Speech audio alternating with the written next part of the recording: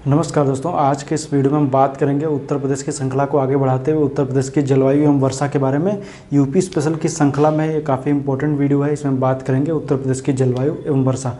तो आइए देखते हैं उत्तर प्रदेश की जलवायु कैसी है और यहाँ पर वर्षा के बारे में देखेंगे। तो सबसे पहले दरअसल जलवायु की बात करें तो लंबे समय तक मौसमी दशाओं का जो योग होता है वो जलवायु कहलाता है। मौसमी दशाएं या कहें जो जलवायु कारक हैं उनका जो योग है वो जलवायु कहलाता है। जैसे मान लीजिए लंबे समय तक चाहे वो बारिश का क्षेत्र हो, तापमान हो, वर्षा हो, आर्द्रता हो, इनका एक लंबी अवधि का जो पीरियड में जो उनका योग है वो कहलाता है क्या, उसको हम लोग बोलेंगे जलवायु। और उसका जो शॉर्ट होता है मतलब कि कम अवधि का टाइम जो होता है वो मौसम कहलाता है। इसे कहते हैं कि आज की जलवायु कैसी है, उमस भरी है, आज उमस भरी है। तो ये आज की जलवायु कभी उमस भरी नहीं कहते, आज कहते हैं आज का मौसम बहुत सुहावना है, आज मौसम में बहुत ह्यूमिडिटी है, या इस तरीके से वो कहते हैं। लेकिन जब ये काफ़ी लंबे समय तक जब ये ह्यूमिडिटी बनी रहे और इसी तरीके की अवस्था पाई जाती रहे तो उसको हम लोग कहेंगे कि यहाँ की जलवायु कैसी है, आर्द्र जलवायु पाई जाती है। यहाँ पर यहाँ की जलवायु कैसी है, मानसूनी है, मानसून का प्रभाव रहता हो, तो उसको आधार पर हम कहते हैं कि जलवायु उसी लंबे अवधि की जो होती है वो पीरियड कहलाता है। तो पीछे का जब हम ये मैप देखेंगे तो इसमें हम देखेंगे सबसे पहले कि उत्तर प्रदेश की जलवायु और जब वर्षा की बात करेंगे तो सबसे पहले हम देखेंगे उत्तर प्रदेश की जलवायु कैसी है उसके बारे में। तो उत्तर प्रदेश की अगर हम जलवायु की बात करेंगे तो उत्तर प्रदेश की जलवायु समशीतोष्ण उष्णकटिबंधीय मानसूनी जलवायु बोलते हैं। तो आखिर ये टर्म जो यूज किया जा रहा है इसको हम समझेंगे कि आखिर ये समशीतोष्ण उष्णकटिबंधीय मानसूनी जलवायु क्या है। तो समशीतोष्ण है मतलब शीतोष्ण कटिबंध, मतलब आप जान रहे हैं कि पृथ्वी पर जब हम देखेंगे तो इस तरीके से डिवीजन करेंगे तो यह विषुवत रेखा, फिर कर्क रेखा, नीचे की तरफ मकर रेखा। आप जान रहे हैं कि विषुवत और कर्क के बीच का जो एरिया है उसको बोलते हैं हम लोग उष्णकटिबंध, और कर्क के ऊपर का एरिया और आर्कटिक वृत्त के बीच का एरिया बोला जाता है शीतोष्णकटिबंध। तो यूपी यहीं पर स्थित है क्योंकि यूपी के दक्षिण में कर्क रेखा गुजरती है, दक्षिण में है, तो इसके ऊपर में होने की वजह से शीतोष्ण है। यहाँ पर जलवायु कैसी समशीतोष्ण में समान पाई जाती है। उष्णकटिबंधीय मतलब कटिबंध कैसा, अब आपको कहेंगे कटिबंध तो ये शीतोष्ण है, लेकिन ये उष्ण कैसे हो गया, तो उष्ण ये बोल दिया गया क्योंकि आप यहाँ पर हिमालय होने की वजह से यहाँ की जलवायु जो है उसका प्रभाव यहाँ पर शीतोष्ण का उतना नहीं पड़ पाता है, इसलिए यहाँ पर क्या है काफ़ी ज़्यादा गर्मी पड़ती है। तो उष्ण कटिबंधीय है, उष्ण कटिबंधीय मानसूनी जलवायु, यहाँ पर मानसून का प्रभाव पाया था इसलिए मानसूनी जलवायु है। तो याद रखिएगा समशीतोष्ण उष्ण कटिबंधीय मानसूनी जलवायु इसको हम बोलते हैं, तो याद रखिएगा। अब हम बात करेंगे तो जब वर्षा के आधार पर जब जलवायु का वर्गीकरण किया जाएगा, लेकिन हम देखेंगे आखिर जो उत्तर प्रदेश की जलवायु है उसको प्रभावित करने वाले कारक कौन कौन से होते हैं। तो उत्तर मतलब कि जलवायु को प्रभावित करने वाले कारकों में हम यूपी के संदर्भ में जब हम देखेंगे तो हमें देखने को मिलेगा हिमालय की अवस्थिति, मतलब हिमालय की उपस्थिति की वजह से क्या है कि उत्तर से आने वाली ठंड सर्द हवाएं यूपी में प्रवेश नहीं कर पाती, इसलिए यहाँ का जो मौसम है काफ़ी ज़्यादा ह्यूमिड कह सकते हैं, और दूसरा काफ़ी गर्म हो जाता है। जैसे आप मार्च अप्रैल मई जून के महीने में देखेंगे तो काफ़ी ज़्यादा उमस पड़ने लगती, गर्मी पड़ती है काफ़ी ज़्यादा, तो वो हिमालय की वजह से, हिमालय की उपस्थिति की वजह से। तो हिमालय भी क्या है कि जलवायु को प्रभावित करता है। दूसरा है कि वायुदाब एवं हवाएं, यहाँ का जो वायुदाब एयर प्रेशर, क्योंकि गर्मियों के मौसम में यहाँ पर क्या होता है लो प्रेशर की बेल्ट बनती है, लो प्रेशर की बेल्ट, इसकी वजह से क्या होता है हवाएं ऊपर की ओर उठती हैं, तो उसी की वजह से तो मानसून आता है। तो यहाँ पर वायुदाब और हवाओं का भी प्रभाव पड़ता है जिसकी वजह से यहाँ पर मानसून में हमें देखने को मिलता है। तो हवाओं और यहाँ की हवाओं के साथ साथ में यहाँ पर वायुदाब का भी इफेक्ट हमें देखने को मिलता है। वही वायुदाब में विषमता होती तभी तो यहाँ पर हवाएं चलेंगी, और उसी से क्या होता है उन हवाओं के चलने की वजह से मानसून आता भी। उसकी चर्चा आगे हम करने वाले हैं। नेक्स्ट हम देखेंगे अक्षांशीय स्थिति। अक्षांशीय स्थिति की बात करेंगे तो उत्तर प्रदेश जो है वो जो कर्क रेखा के उत्तर में स्थित है, उत्तर में स्थित होने की वजह से यहाँ की जो अक्षांशीय विस्तार की वजह से देखेंगे तो यहाँ पर ये आपको देखने को मिलेगा कि बहुत ज़्यादा एक तरीके से कह सकते हैं बारिश बिल्कुल जैसे विषुवत रेखा के पास में होता है तो बारिश जो होती है वो वर्ष भर होती रहती, तो विषुवत रेखा से दूर है तो यहाँ पर क्या है कि जो बारिश होती है वो मौसमी बारिश होती है, परमानेंट बारिश वगैरह नहीं होती। तो जो इसकी अक्षांशीय स्थिति है वो भी अभी अगर जो यही अक्षांशीय स्थिति यूपी की 60-70 पे होती तो ये क्या होता वहाँ पर हवाएं मतलब कि वहाँ के जो यहाँ का क्लाइमेट था कैसा होता ठंडा हो जाता। तो या मान लीजिए थोड़ा पहाड़ी एरिया होता तो भी ठंडा हो जाता, तो लेकिन यहाँ पर ऐसी स्थिति नहीं है। तो इसकी जो अक्षांशीय स्थिति होने की वजह से क्या है ये भी उत्तर प्रदेश की जलवायु में इसका मेन योगदान है। नेक्स्ट है महाद्वीपीय प्रभाव या समुद्र से दूरी।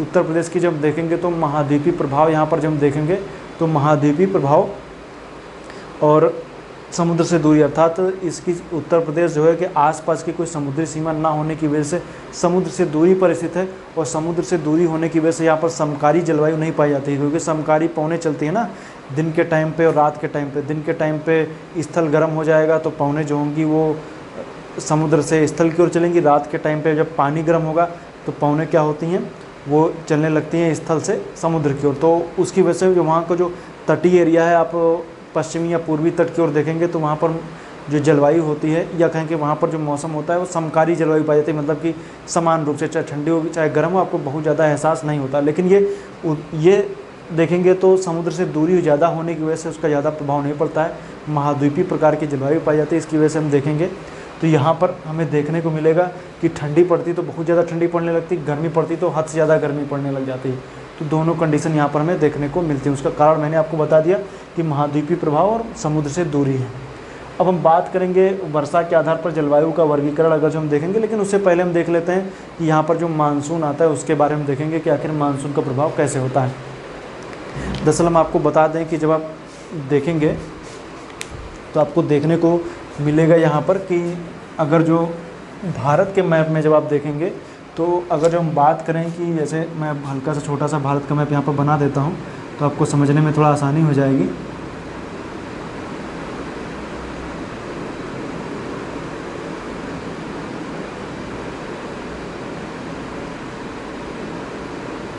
ये मान लीजिए क्या भारत का मैप है, इसके दक्षिण में क्या है, विषुवत रेखा है। आपको पता है कि यहाँ से मानसून यहाँ से इस तरीके से आता है, इस तरीके से क्यों आता है, क्योंकि आप जान रहे हैं कि उत्तरी गोलार्ध में पवनें अपने दाएं किनारे पर मुड़ जाती हैं फेरल के नियमानुसार, कोरियलिस फोर्स की वजह से।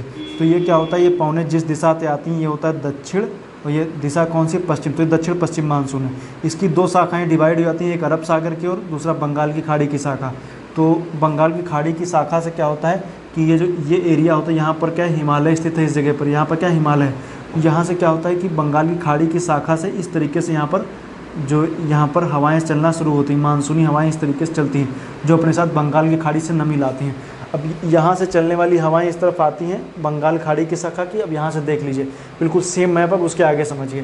तो यहाँ से आने के बाद में जो पवनें हैं वो हिमालय के पैरेलल में चलती है, और हिमालय से टकराने के बाद में दक्षिण की ओर आती हैं। तो हिमालय से जाती हैं, हिमालय से टकराती हैं। और अब जान रहे हैं कि जब बारिश होने के लिए कुछ आपको वहाँ पर पवनों की उपस्थिति होना काफ़ी ज़रूरी है। जब पवनें होंगी, जब टकराती हैं, टकराने के बाद में क्या होती है कि या तो पवनें जब किसी पर्वत से टकराती तो ऊपर की ओर उठती हैं, ऊपर की ओर उठने के बाद उनकी सापेक्षिक आर्द्रता जो होती है वो 100% जैसे ही पहुंचती है, मतलब रिलेटिव ह्यूमिडिटी जैसे 100% पहुंचती है, बारिश होने लगती है। तो इसी तरीके से जब हिमालय से टकराती है तो हिमालय से टकराने के बाद में वो दक्षिण की ओर आती हैं, और यहीं से क्या होती है कि इनकी सापेक्षिक आर्द्रता जैसे ही 100% पहुँचती है ये बारिश करना शुरू कर देती है। तो उत्तर प्रदेश में बारिश का जो मानसून के काल में जो बारिश का टाइम है वो उत्तर से दक्षिण की ओर क्या होता है, कम होता जाता है। और चूँकि पवनें यहाँ से आती हैं, इस एरिया में गोरखपुर पड़ता है, इसलिए गोरखपुर में सबसे ज़्यादा बारिश 184.7 सेंटीमीटर रिकॉर्ड की जाती है उत्तर प्रदेश के संदर्भ में।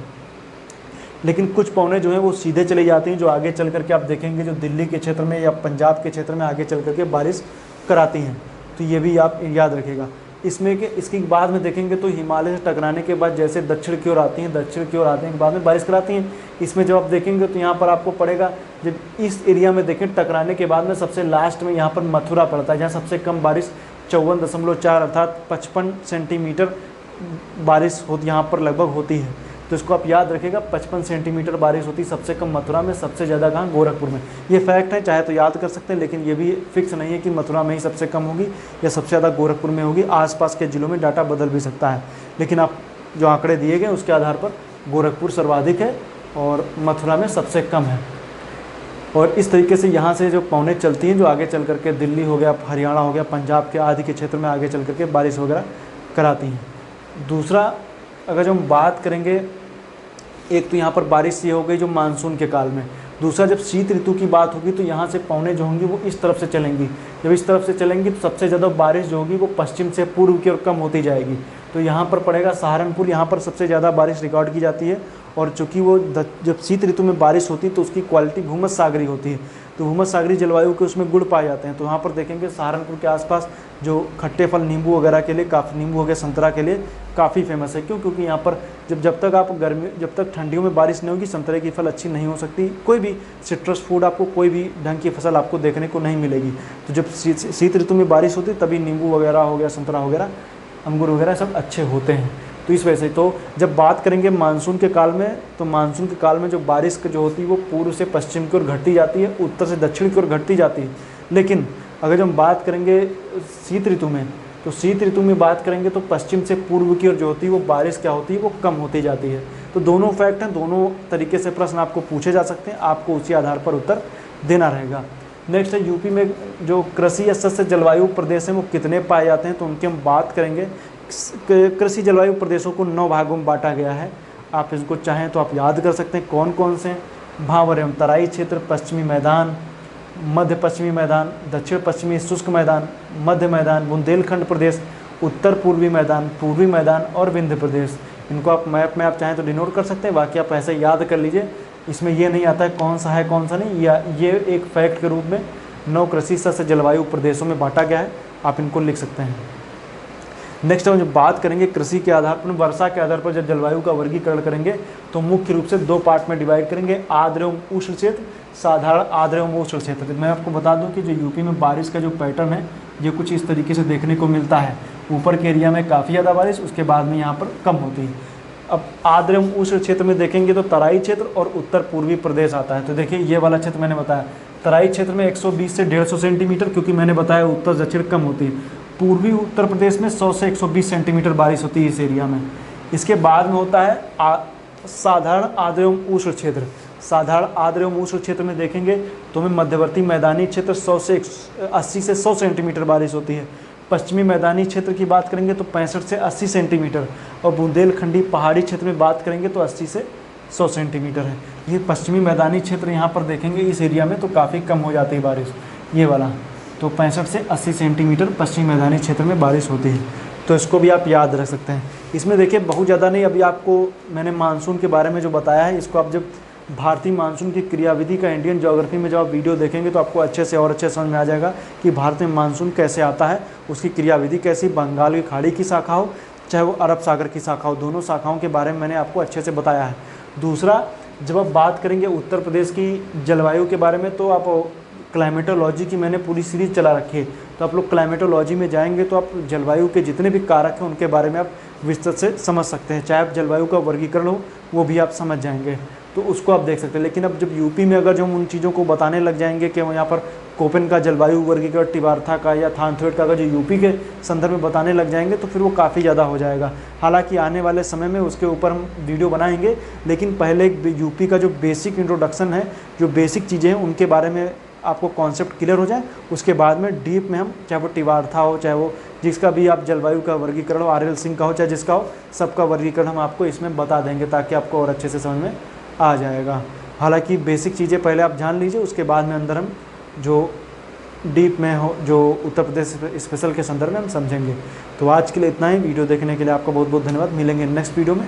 नेक्स्ट वीडियो भी काफ़ी इंटरेस्टिंग होने वाला है, तो आप लोग नेक्स्ट वीडियो भी ज़रूर देखिएगा। आज के लिए इतना ही, धन्यवाद।